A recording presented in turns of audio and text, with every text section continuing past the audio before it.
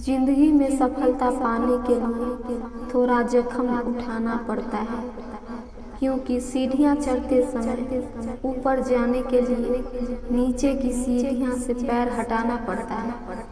दोस्त, आज मैं एक ऐसे स्टूडेंट के बारे में बताने जा रही हूँ जिन्होंने अपने माँ बाप के सपने को पूरा करने के लिए खुद को पढ़ाई में झोंक दिया। उनके पिताजी बहुत ही गरीब किसान थे, लेकिन फिर भी अपने बेटे की पढ़ाई में कोई कमी नहीं आने दिया, क्योंकि खेती बाड़ी करके घर चलाना कितना मुश्किल होता है यह सिर्फ एक किसान ही समझ सकता है। और ये सारी चीज़ें इनकी बेटे को भी समझ में आ रही थी, और ग्रेजुएशन कंप्लीट होने के बाद से ही इसने यूपीएससी क्रैक करने का सोच लिया। और फिर इसने अपने पिताजी से कहा कि पापा, मुझे आईएएस बनना है और इसकी तैयारी के लिए मुझे दिल्ली जाना होगा। प्लीज़ मुझे आप दिल्ली भेज दीजिए, मैं बहुत मेहनत करूँगा और आईएएस बन के ही लौटूँगा।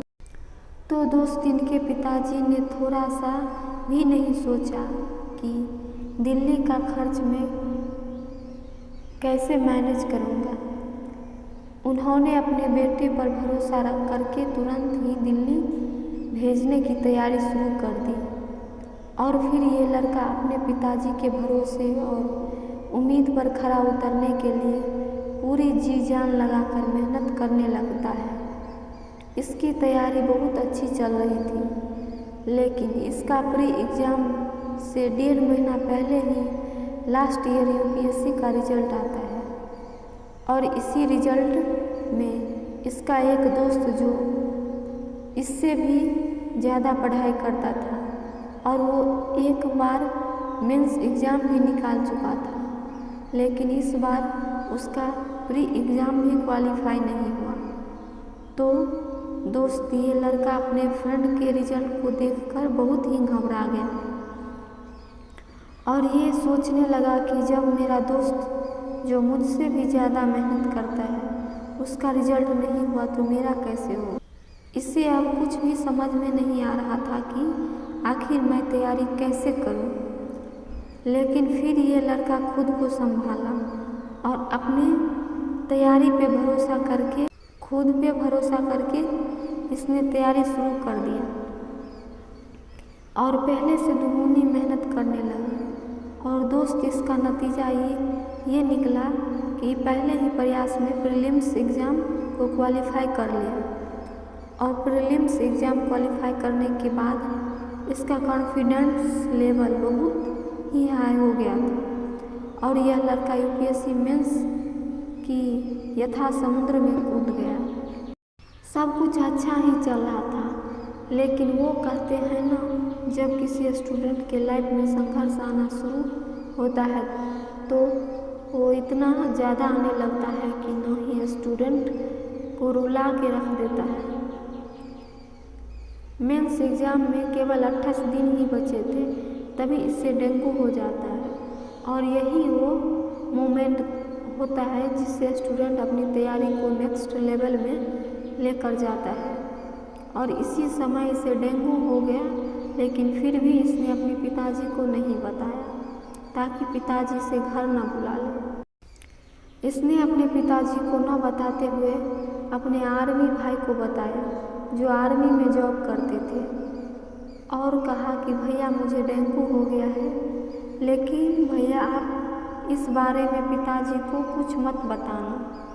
लेकिन दोस्त, भाई का प्यार इतना ज़्यादा था कि इससे रहा नहीं गया और इसने पिताजी को बता दिया कि भैया को डेंगू हो गया है। और जैसे ही इसके पिताजी को पता चला तो तुरंत ही घर बुला लिया और तुरंत ही इसे नासिक के हॉस्पिटल में भर्ती करा दिया, क्योंकि एक पिता के लिए अपने बेटे का हेल्थ ही सब कुछ होता है। लेकिन ये लड़का बिल्कुल टूट गया था और उसी हॉस्पिटल में रोने लगा था और वही हॉस्पिटल में रोने लगा और अपने पिताजी से कहने लगा कि पापा, ये सब मेरे साथ ही क्यों हो रहा है। अब मैं कैसे तैयारी करूं, मुझे कुछ भी समझ में नहीं आ रहा है। मैंने बहुत मेहनत किया था और जब समय आया कि अपने आप को तैयारी करूं यूपीएससी मेंस के लिए, तो उसी समय मुझे डेंगू हो गया और मैं हॉस्पिटल में हूँ। तब इनके पिताजी ने एक बात बोला कि बेटा, ये वो मोमेंट है जिससे तुम या रोकर बर्बाद कर सकते हो या फिर इस सिचुएशन से लड़कर खुद एक इतिहास लिख सकते हो। इस बात को सुनने के बाद इस लड़के के अंदर इतना हिम्मत आ गया कि इसने हॉस्पिटल में ही तैयारी करने की सोच ली और इसने तुरंत ही नर्स से कहा कि प्लीज़ आपको जितना भी इंजेक्शन लगाना है वह मेरे लेफ्ट हैंड में लगाइए और राइट हैंड को सेफ रखिए ताकि मैं अपना राइट हैंड के थ्रू यूपीएससी मेंस एग्ज़ाम से लड़ सकूं। नर्स ने भी इसका जुनून को देखकर इसने वैसे ही किया जैसा इसने कहा था।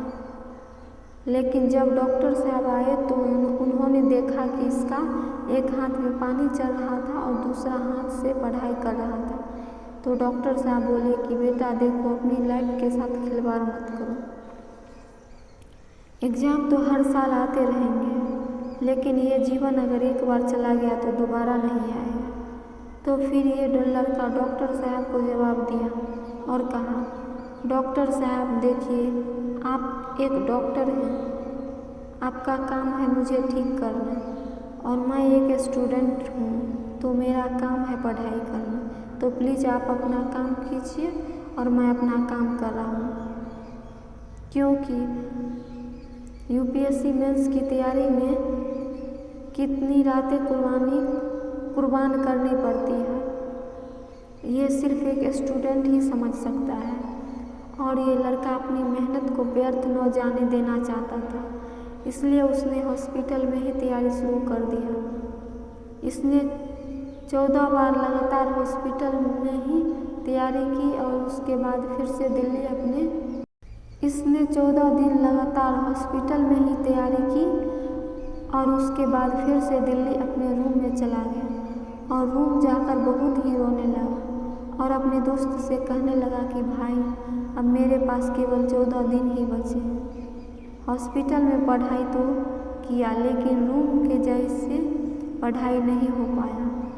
तब इसके दोस्त ने भी यही कहा कि देखो, तुम्हारे पास 2 ही ऑप्शन है, या तो तुम रो कर या फिर 14 दिन अपनी तैयारी में लगाओ।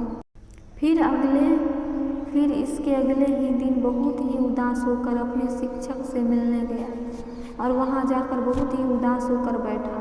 तभी इसने शिक्षक से कहा कि बेटा क्या हुआ, बहुत उदास लग रहे हो।